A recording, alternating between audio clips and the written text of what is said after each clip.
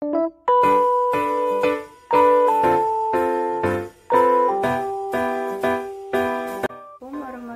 wabarakatuh.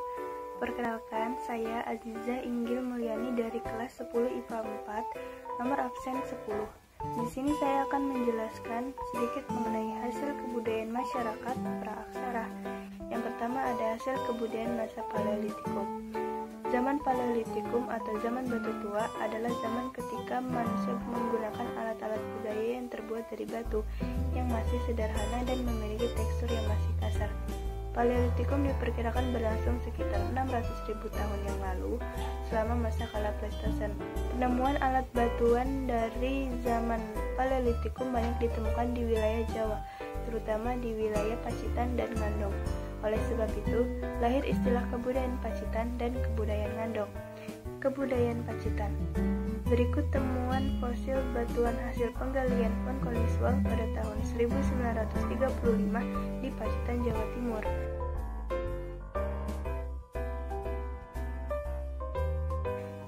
Yang pertama ada kapak genggam.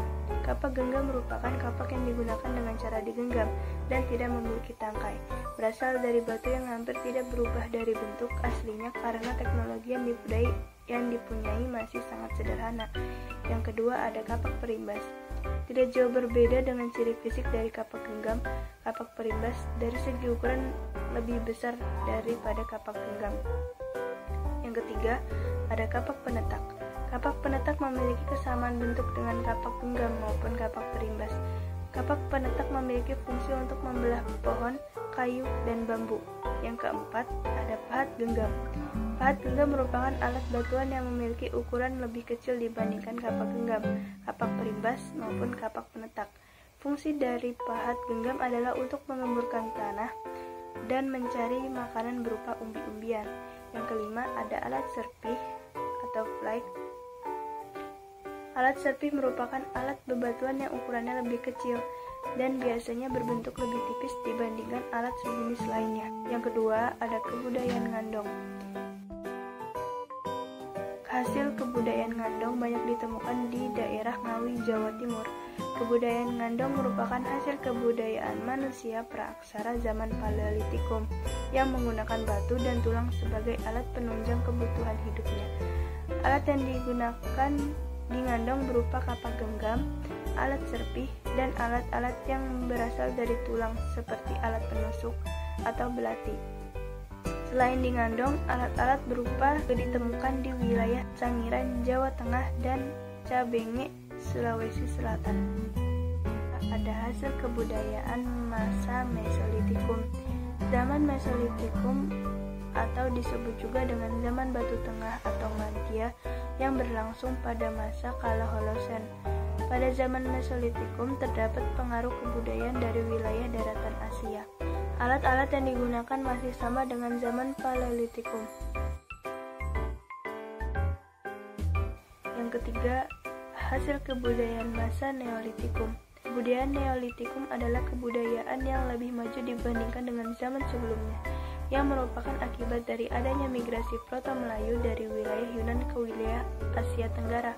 Bangsa Proto-Melayu tersebut membawa kebudayaan berupa kapak persegi dan kapak lonjong yang menjadi ciri khas dari kebudayaan Neolitikum. Berikut peninggalan hasil kebudayaan Neolitikum yang tersebar di wilayah Indonesia. Yang pertama, kebudayaan kapak persegi. Ini mulai masuk ke Indonesia melalui jalur barat dari Yunan ke Semenanjung Malaka dan tersebar di wilayah Sumatera, Jawa, Kalimantan, Sulawesi, Nusa Tenggara, dan Maluku. Yang kedua, ada kebudayaan kapak lonjong. Kapak lonjong adalah kapak yang memiliki penampang berbentuk lonjong, ujungnya agak lancip. Yang keempat, hasil kebudayaan Megalitikum. Kebudayaan Megalitikum adalah hasil kebudayaan berupa batu-batu dalam bentuk yang besar, yang biasanya berfungsi sebagai alat penunjang sistem kepercayaan manusia pada saat itu. Berikut adalah hasil peninggalan kebudayaan Megalitikum. Yang pertama, menhir, yang digunakan untuk menyembah arwah nenek moyang. Menhir banyak ditemukan di Sumatera Selatan, Sulawesi Tengah, dan Kalimantan. Yang kedua, dolmen. Dalam sistem kepercayaan, fungsi dolmen adalah sebagai tempat menyimpan sesajen. Dolmen adalah bangunan megalitikum yang terbuat dari batu utuh yang sudah dihaluskan yang bentuknya menyerupai meja. Yang ketiga, peti kubur batu. Peti kubur batu digunakan masyarakat praaksara sebagai tempat menyimpan jenazah orang yang sudah meninggal. Yang keempat, ada sarkofagos. Fungsi sarkofagos sama seperti peti kubur batu, yaitu sebagai tempat menyimpan orang yang sudah meninggal. Sarkofagos adalah batuan yang dibentuk menyerupai lesung. Yang kelima, pundan berundak.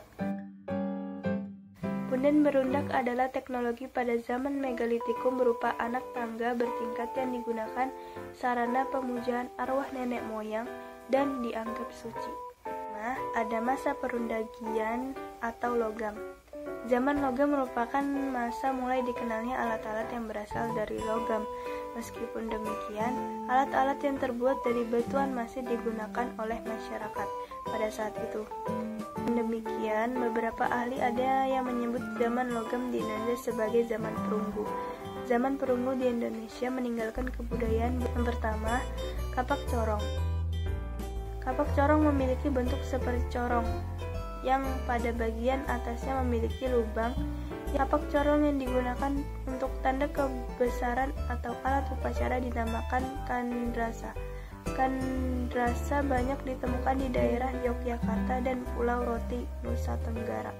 Yang kedua adalah nekara. Nekara adalah alat yang digunakan dalam kegiatan upacara-upacara ritual yang berbentuk genderang besar yang terbuat dari perunggu. Pada beberapa bagian nekara terdapat hiasan yang memiliki fungsi sebagai petunjuk adanya kegiatan upacara dalam sistem kepercayaan pada saat itu. Yang ketiga adalah patung perunggu. Patung perunggu di Indonesia banyak ditemukan di daerah Bangkinang, Riau, dan Limbangan, Bogor. Bentuk patung perunggu pada umumnya dalam bentuk perwujudan manusia berupa penari yang bergaya dinamis dan binatang seperti kerbau. Yang keempat, ada gelang dan cincin perunggu. Gelang dan cincin perunggu memiliki fungsi sebagai alat tukar dan juga sebagai benda pusaka. Gelang yang memiliki hiasan biasanya memiliki ukuran lebih besar dan tebal.